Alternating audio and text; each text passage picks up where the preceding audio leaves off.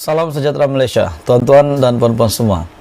PBM, salah satu parti yang menyokong kerajaan perpaduan yang menyokong Datuk Seri Anwar Ibrahim. Presidennya Larry telah membuat satu kenyataan setelah menteri dan timbalan menteri diumumkan dan tidak ada wakil daripada PBM. Semua terkejut apa yang akan dilakukan oleh PBM, dilakukan oleh parti kecil ini.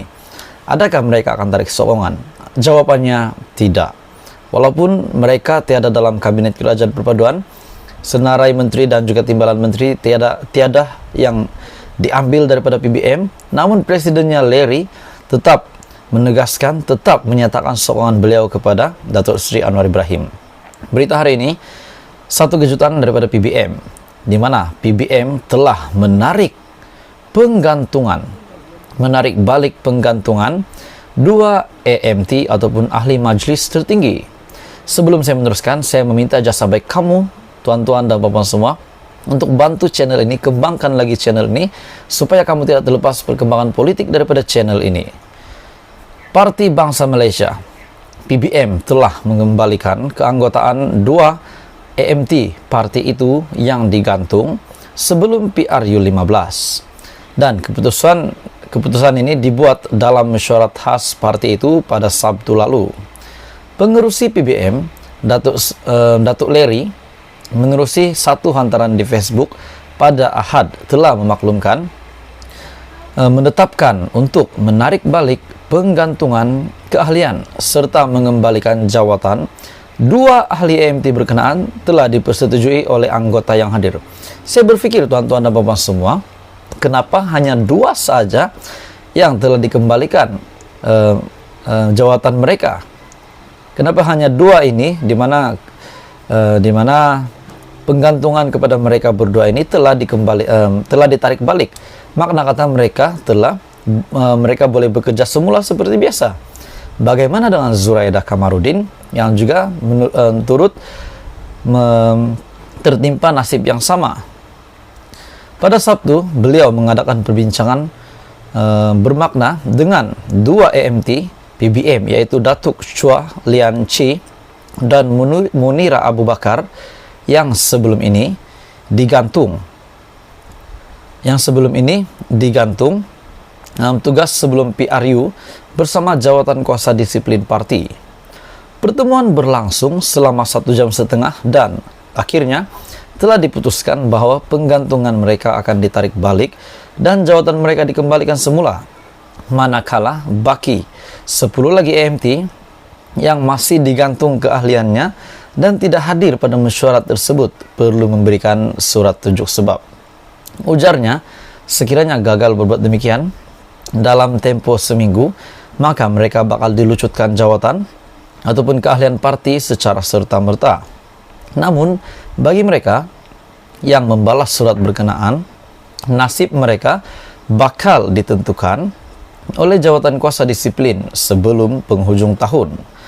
Dan sebelum PRU 15, beberapa ahli PBM telah digantung keahlian berikutan masalah perebutan kuasa dalam PBM pada akhir bulan Oktober. Antara yang terlibat termasuklah bekas ahli Parlimen Ampang Datuk Zuraidah Kamarudin, Dr. Daroya Alwi dan juga Dr. Satish Kumar Govindaraju. Jadi apa komen Anda berita hari ini? Di mana Zuraidah Kamarudin masih lagi menjalankan penggantungannya sebagai ahli di dalam PBM. Dan perkara ini berlaku ekoran daripada masalah perebutan kuasa di dalam PBM yang berlaku pada akhir bulan Oktober tahun ini. Jadi berita hari ini tuan-tuan dan puan-puan semua, PBM menarik balik penggantungan dua ahli majlis tertinggi PBM. Selamat petang, salam sejahtera Malaysia, tuan-tuan dan puan-puan semua. Satu lagi isu hangat yang saya nak kongsi dengan kamu, satu lagi perkongsian terkini yang sangat hangat pada hari ini, di mana kita tahu keadaan Dr. Mahathir ataupun Tun Mahathir, legenda politik Malaysia. Hari ini beliau juga sebelum ini telah mengumumkan perletakan jawatan beliau sebagai pengurusi pejuang. Hari ini tuan-tuan dan puan, satu lagi berita mengejutkan diterima Tun Mahathir, di mana satu berita yang bertajuk Khairuddin meletak jawatan Pejuang WP bubar. Jadi sebelum saya meneruskan berita dan isu hangat hari ini, saya meminta jasa baik kamu untuk tekan butang subscribe supaya kamu tidak terlepas perkembangan politik daripada channel ini. Khairuddin Abu Hassan yang meletakkan jawatan sebagai Ketua Pejuang Wilayah Persekutuan dan membubarkan Majlis Pimpinan Negeri MPN parti itu. Katanya, perjuangannya bersama parti itu tidak lagi relevan memandangkan pejuang telah menerima perletakan jawatan pengurusinya Mahathir Mohamad. Katanya, perjuangan saya dulu, kini dan selamanya hanyalah berteraskan dan berpaksikan sokongan kepada Tun Mahathir yang sentiasa kekal berprinsip dan tidak pernah menipu dalam mana-mana perjuangan untuk menegakkan kebenaran demi negara, bangsa maupun agama, katanya. Sementara itu juga, tanpa menghuraikan lanjut, Khairuddin juga menyatakan, dia berkata, dia telah hilang keyakinan terhadap kepimpinan Presiden Mukris yang juga anak Mahathir. Pejuang dan rakan gabungan GTA ataupun Gerakan Tanah Air kalah teruk dalam PRU 15 yang lalu. Semua calon kecundang, malahan Mahathir dan Mukris sendiri hilang uang pertaruhan. Jadi bagaimana tuan-tuan dan puan, apa komen Anda setelah Mahathir pun meletak jawatan sebagai Presiden Pejuang? Tiba-tiba berita susulan yang berlaku hari ini, Khairuddin letak jawatan pejuang